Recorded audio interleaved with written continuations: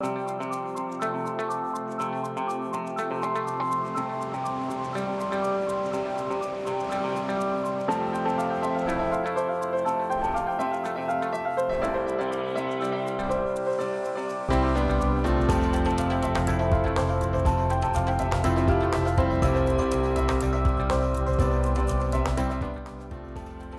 afternoon. Thanks for joining us across the fence. I'm Fran Stoddard.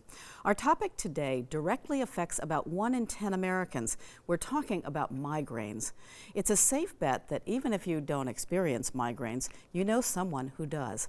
Right now, the University of Vermont Medical Center is running 2 separate clinical trials to study migraines. To learn about the trials and about migraines in general, we're joined by one of the researchers from the medical center. Dr. Adam Sprouse-Blum is a family medicine physician and a certified headache specialist. Dr. Sprouse-Blum is leading both of the migraine studies at UVM. Thank you so much for being with us. Thanks for having me. So let's start with, what is a migraine? So most people think about migraine as migraine equals bad headache. But people's minds can be blown when they know that you can actually have migraine with no headache at all. All of the symptoms of migraine are just as much migraine. So light sensitivity, noise sensitivity, nausea, a sense of disequilibrium. All of these are just as much migraine as the head pain. So interesting. So how are migraines diagnosed? It's a clinical diagnosis, so there's no labs, there's no imaging that can conclusively tell you a person has migraine. It is really based on, it's a syndrome. We have predefined criteria, and if you meet a certain number of them, then you have the diagnosis of migraine. Okay, so migraines disproportionately affect women. Do we know why that is, or is it hereditary? So in kids, it turns out not to be the case. In kids, boys and girls have just as much migraine, and kids get migraine. But after puberty, that's when the separation exists, and women are affected with migraine 3 times more commonly than men are. Migraine tends to pop up around hormonal milestones, so onset of periods, birth of a child, or menopause. And so here at the UVM Headache Clinic, we commonly have people coming in within 1 or 2 years of a hormonal milestone with the development of migraine, and that's quite common. So interesting. So you mentioned that kids get migraines too, and it often goes undiagnosed. What should parents look for? Right. So you can imagine the smaller the child, the less likely they are to kind of volunteer their symptoms or describe it in ways that you wouldn't expect. So an adult might say, I have a one-sided headache that achieves 8 out of 10 severity, and a kid might just say, I'm not feeling well. But there are other differences in kids. So migraine in kids tends to be of shorter duration, so on the order of 4 hours to make a diagnosis of migraine in adults and 2 hours in kids. And in adults, migraine is often affecting one side of the head more than the others, though not always. And in kids, it's more often to affect both sides simultaneously.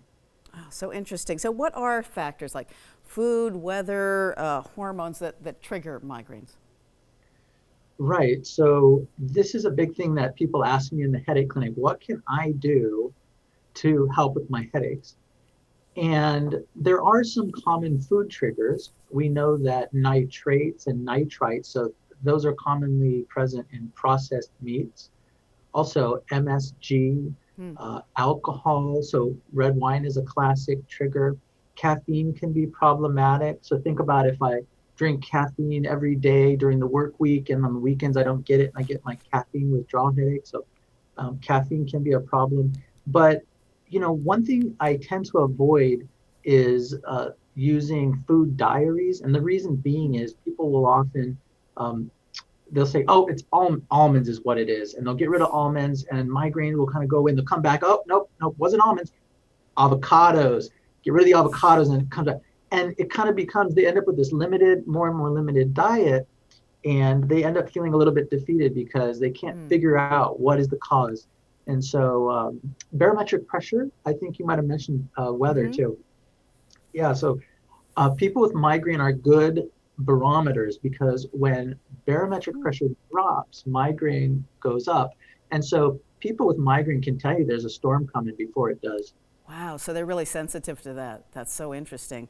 And so what about treatment? What is available out there? Is it Excedrin migraine or something stronger? We usually break treatment of migraine into two types. Prevention, which is meant to decrease the frequency and the severity of headache, and acute treatment. So for migraine prevention, it doesn't do anything when you take it. It's meant to prevent them from occurring in the future. And the ones that you do get, they're meant to be of lower severity. So for prevention, there's a lot of options. There's medications. There's some supplements like magnesium, vitamin B2, which is riboflavin, Hmm. CoQ10. The supplements tend to be not as powerful as the medications, but there is a role. There's now also a handful actually of devices, and they have variable amounts of evidence to support them.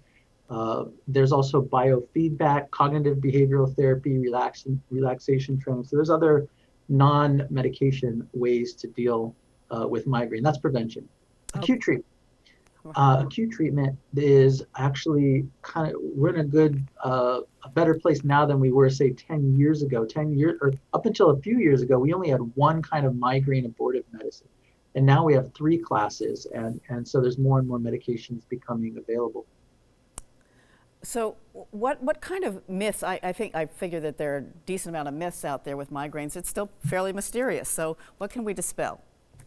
Yeah, I like to think about migraine as deep space, the deep ocean, and migraine. There's just so much to still learn. We know a lot. We know a lot more about migraine now than we did, say, even 10 years ago, but there's still a lot to learn. And I picked a few myths that come up in the headache clinic regularly, and I wanted to try and dispel them today. Number one is Myth number one is migraine is due to stretching of blood vessels.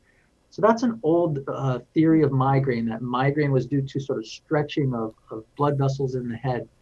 And with modern imaging techniques, we can look at the blood vessels in the head during migraine.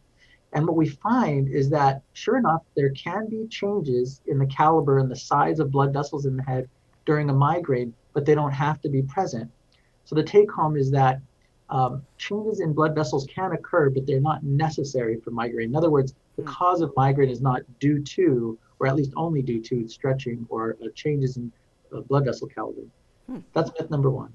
Myth number two is that sinusitis or sinus headache is a common thing. So there were some nice studies that they took people that had sinus headache or mid-face pain, and they did CAT scans of their sinuses, and they graded how much disease was present in their sinuses, how thick the mucosa was, for example. And what they found was there was no correlation between the severity of sinus disease on CAT scan and the severity of their headache, of their sinus head pain that they were being called at. So really, sinus headache is largely a misnomer. What happens is that migraine often presents mid-face, and when it does, people think they're having sinus problems. Hmm. I don't want to overstate it though. With any infection, you can get headache, and that's true for an acute rip-roaring sinus infection. You can have headache too, but in general, for this chronic form. The last myth is that neck pain is rarely a symptom of migraine. So this is another area that I see a lot of patients is that with their migraine, they'll have pain at the upper neck or the base of their skull. Hmm. And this is a common symptom of migraine. It's thought to be due to a connection between the nerve that receives pain from the head and the top two nerves of the neck. They converge in the brainstem, and that area in migraine can be sensitized or hyperactive. And as a result, the brain can't tell where it's getting signals from, head or upper neck. Hmm. And as a result, they end up with neck pain. At least that's the current theory. So that's the third myth that I wanted to dispel. Okay, well, thank you very much. And we want to make sure that we hear about your study because you and other doctors and researchers are trying to learn more. Specifically, you're leading these two medical center studies on migraine. Tell us a little bit about that. Right. So we have two migraine studies going on right now. The first is called Migraine and the Microbiome. And for that study, we're trying to understand whether the organisms in your gut affect migraine, because the organisms in your gut have been implicated in other neurologic and psychiatric conditions and others. So we want to understand if they're involved in migraine. If participants in that study would submit a small amount of stool from every bowel movement during a single migraine attack, plus 48 hours after it, and everything is done remotely. You get a kit, you take your samples and you mail it back. So that's study one, the migraine and the microbiome. The second study is a one-sided migraine study. And in this study, we're using MRI to detect whether there are changes during an attack on the headache side versus the non-headache side. So everybody serves as their own control. So people who volunteer for that study would be asked to undergo 2 MRIs here at UVM at the MRI Research Center. The first would be during a migraine before taking pain relievers, so that is a challenge for everybody. Yeah. And the second would be between an attack. Wow.